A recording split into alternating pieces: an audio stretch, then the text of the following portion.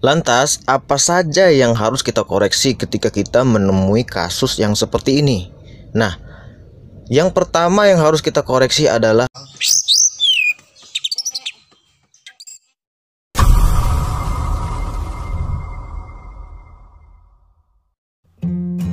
Assalamualaikum warahmatullahi wabarakatuh.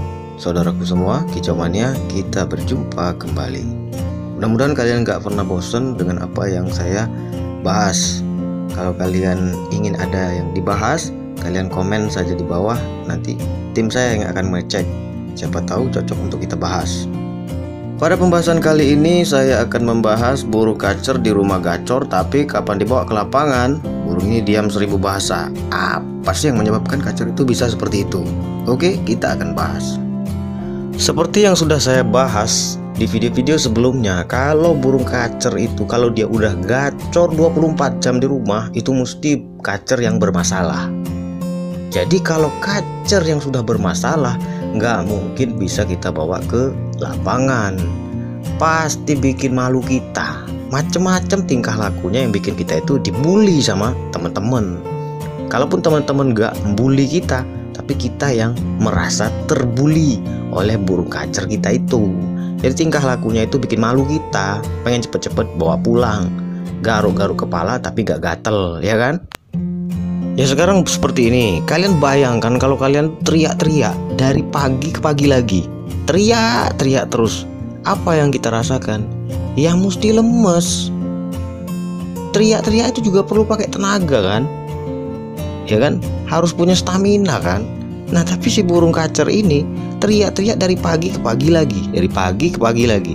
Maka kalau kita bawa ke lapangan, apa yang terjadi? Sudah jelas amblas burungnya. Jadi akan sangat wajar apabila saya katakan burung kacer yang super gacor dari pagi sampai pagi lagi itu mesti bermasalah. Kalau dia nggak bermasalah, nggak akan seperti itu, ya kan? Pasti dia gacornya itu wajar.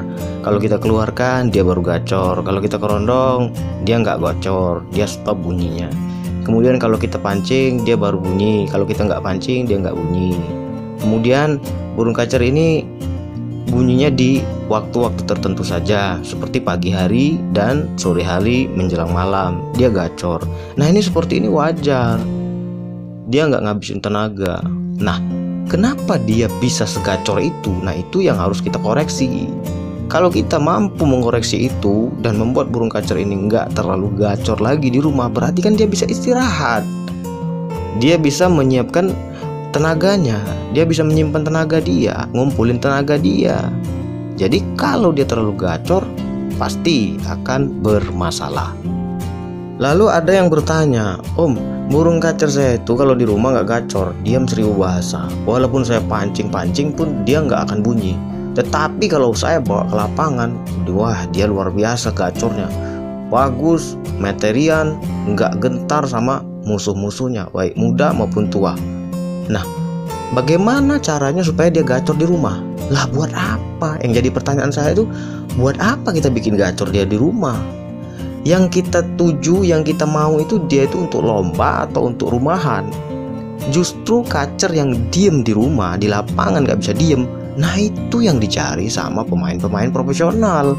Jadi gak susah, mengkondisikan dia tuh gak susah, bikin dia kondisi tuh gak susah, ya kan? Cukup kita kasih istirahat. Begitu kita mau lomba, 2 hari mau lomba, baru kita agak naikkan apa yang mau dinaikkan, apa yang mau diproses. Baru begitu kita lomba, berangkat. Lah kita udah tahu burung kacer ini udah enak. Di rumah nggak akan bunyi dia. Tapi kalau di lapangan bunyi, jadi kan enak sudah. Ngapain buat dia gacor di rumah, ya kan? Kalau kita mau buat dia gacor di rumah, berarti kita ngerusak dia. Kan seperti itu. Kalau kalian punya burung kacer yang diem di rumah tapi di lapangan nggak bisa diem, kalian bisa rawat burung kacer ini 10 ekor dalam satu rumah. Enak kan? Kenapa? Karena sama-sama diem. Yang jadi salah itu yang satu diem, yang satu koar-koar, yang satunya lagi nyimbatin, yang satunya lagi nyerangin. Jadi kapan mereka akan kita kondisikan? Ini yang sering ditanyakan. Bagaimana Om kalau saya ngerawat burung kacer 5 ekor? Ya boleh-boleh saja. Tapi yang satu aliran. Kalau yang pendiam ya pendiam aja, di rumah diem, di lapangan oke. Tapi kalau semuanya tuh berbeda-beda, 10-10-nya beda. Yang satu gacor, yang satu nggak gacor, yang satunya lagi tukang nyautin, yang satu lagi tukang mancing emosi burung kacer lain. Ya nggak akan selesai-selesai kita nyari perawatan itu seperti apa, ya kan? Kalaupun ada burung kacer yang salah satunya bagus, ya satu itu aja yang bagus, yang lain hancur. Jadi kalau burung sudah gacor 24 jam di rumah, dah kita nggak usah bawa ke lapangan. Kenapa? Karena bakal malu-maluin kita. Yang harus kita lakukan adalah kita koreksi rawatan kita itu seperti apa. Kalau dia udah nggak terlalu gacor, kemudian itu dia tenang, nggak gelisah, dia fit, kelihatan dari bulunya kalau dia fit rapet, bulunya nggak ngembang-ngembang. Nah ini baru bisa kita coba untuk bawa ke lapangan. Tapi kalau dia masih gacor 24 jam, kemudian kita bawa ke lapangan, ya udah. Tapi kalau kalian pengen coba-coba membuktikan apa yang saya katakan, ya silakan, nggak apa-apa. Hitung-hitung buat kita belajar kan. Gimana nih kata DR Kacer tuh, kalau burung kacer yang gacor 24 jam nih, kalau dibawa ke lapangan nggak bisa dipakai, nggak bisa jalan, bikin malu kita. Saya mau buktikan apa yang diomongin dia, ya silakan saja buat kalian belajar, ya kan nggak apa-apa. Lantas apa saja yang harus kita koreksi ketika kita menemui kasus yang seperti ini? Nah, yang pertama yang harus kita koreksi adalah lingkungan. Tempat tinggal dia itu seperti apa? Contoh, dia gacor 24 jam. Kita lihat, kita gantungnya di mana burung kacer ini? Lingkungannya itu seperti apa? Apakah lingkungan itu panas? Apakah lingkungan itu dingin? Ya kan? Ya kalau kita gantung di bawah seng, dia kepanasan, kemudian dia gacor, berkicau terus nggak ada henti-hentinya, maka otomatis burung kacer ini ya over emosi. Karena lingkungan tempat tinggal dia itu panas terus, ya namanya di bawah seng, ya kan? Beda di bawah seng sama di luaran yang kita jemur, itu lebih panas dibandingkan kita jemur biasa. Maka sangat wajar apabila burung kacer itu emosinya meluap-luap terus. Jadi dia gacor terus sampai dia itu lelah. Tapi karena emosinya terlalu tinggi, ya terus saja walaupun lelah-lelah tetap dia gacor. Nggak ada istirahat sama sekali, karena dia itu menggambarkan kalau cuaca di situ, kondisi di tempat kita gantung itu nggak nyaman buat dia. Nah, kita sebagai perawat kita harus teliti. Oh, tempat ini terlalu panas mungkin. Coba saya pindahin ke tempat yang sejuk. Kemudian dia nggak terlalu gacor. Nah, ini berarti kita itu dapat ilmu kan? Oh, lokasi seperti ini kalau burung saya ditaruh di sini, ini jadinya gacor. Makanya ada rawatan satu arah kan? Iya kan? Kemudian kita cek dari kotoran. Kotorannya itu seperti apa? Apakah mencret? Nah, kalau dia mencret berarti pas apa yang kita teliti itu. Tinggal di lingkungan yang tempat terlalu panas, kemudian kotorannya mencret. Pas kan, menandakan kalau burung ini over emosi. Jadi panas dia tuh kelebihan, nggak cocok dengan diri dia. Nah, kemudian apalagi yang harus kita cek? Burung-burung apa, masteran-masteran seperti apa yang kita letakkan di dekat dia. Apakah burung itu memancing emosinya terus? Burung kecil jangan kita pandang kecil. Kalau dia gacor kemudian dia itu berkicaunya neken terus, ya pasti burung kita akan terpancing terus emosinya. Sudah tinggal di tempat panas, kemudian kotorannya sudah mencret, minumnya sudah boros, ditambah lagi dengan adanya masteran yang terlalu gacor, dan masteran itu selalu ada di dekat dia. Ya wajar saja, akhirnya dia nggak bisa diem. Ujung-ujungnya burung kacer ini stres, makanya dia terlalu gacor. Tindakan apa yang harus kita ambil ketika menemui burung kacer yang seperti ini? Ketika sudah kita tahu, oh lingkungan terlalu panas, kemudian mencret, kemudian banyak burung-burung masteran yang terlalu menekan, ya kan? Kemudian minumnya boros. Yang harus kita lakukan adalah kita harus meletakkan dia di tempat yang sejuk, kemudian kita berikan makanan yang ekstra puding yang banyak seperti jangkrik dan kroto untuk mengembalikan staminanya. Kemudian kita perbanyak mandi supaya emosinya itu turun. Nah, dari sini kita akan cek dari kicauannya pun akan berbeda. Kalaupun dia masih gacor, kicauannya akan berbeda. Beda dengan yang pertama tadi. Dari situ kita akan pahami, oh kalau saya pindahin ke sini, kicauannya berbeda jadinya. Nah dari situ kita cek lagi, apakah ekstra pudingnya terlalu banyak, ya kan? Apakah pemandiannya terlalu banyak? Nah itu kita bisa seimbangkan. Jadi kita buat burung kacer ini jangan sampai terlalu gacor dalam keseharian sehingga dia itu bisa kondisi fit. Kemudian cara ngecek tetap sama. Kita perhatikan lingkungan, kita perhatikan kotoran. Nah kalau yang tadi lingkungan panas, yang ini lingkungan terlalu dingin, terlalu adem, ya kan? Sehingga nggak cocok buat dia. Jadi dia itu berkicau terus, gacor. Kita cek kotorannya pun besar-besar, basah. Kemudian makan ekstra pudingnya itu sedikit males.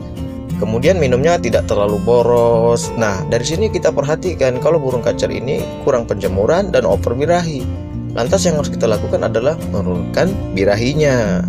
Jadi burung kacer ini bisa diam, bisa kita kondisikan. Kalian cek cara menurunkan birahi itu banyak tutorialnya. Nggak ada yang berbeda, semua itu pasti sama. Cuman cara penyampaiannya itu ada yang gampang dicerna, ada yang nggak gampang dicerna. Jadi yang harus kita lakukan adalah pertama kita tuh tenang. Nggak perlu kita, aduh gimana nih, aduh pening, bikin pusing nih, aduh gimana nih, apa sih masalahnya, apa sih ini, apa sih itu. Nggak usah seperti itu. Kita tetap tenang, enjoy. Kita perhatikan saja pelan-pelan. Siapkan rokok, siapkan kopi. Kita tenangkan. Kita cek kondisi cuaca, kita cek kondisi lingkungan, tempat gantungnya, kita cek kondisi kotorannya, ya kan? Kita cek kondisi kita waktu ngasih ekstra pudingnya itu seperti apa, lahap atau tidak. Kemudian air minumnya boros atau tidak. Jadi kita tuh ya itu yang kita cek. Jadi kita tinggal hitung-hitungan sendiri. Oh seperti ini, saya kemarin kelebihan ekstra puding, jadi berubah dia. Waktu ekstra pudingnya sedikit, bagus burung kacer ini. Kemudian saya kasih ekstra puding banyak, hancur. Dari situ kan kita bisa tahu, oh, kebutuhan dia itu seperti ini. Kita tuh nggak usah tegang. Main burung kacer ini memang seperti itu, banyak masalahnya. Tetapi ya kita yang ngerawat, jangan kita yang jadi seperti orang yang punya banyak masalah. Jangan, kita tetap tenang, santai. Kita butuh pemahaman. Jadi kalau kita udah paham tuh, kita main burung kacer itu ya enjoy, santai, kita menikmati. Kalau main burung kacer udah pusing, udah bikin kita kesel, bikin kita stres, ya buat apa kita main burung kacer, ya kan?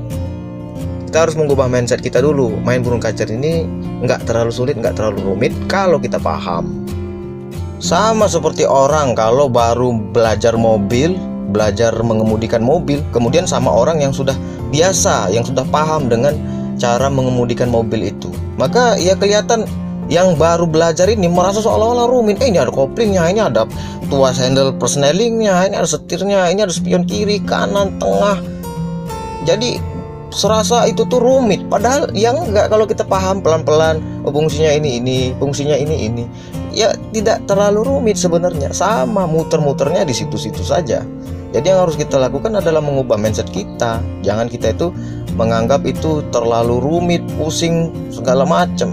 Kita cukup belajar pemahaman seperti apa, lantas kita eksekusikan di perawatan.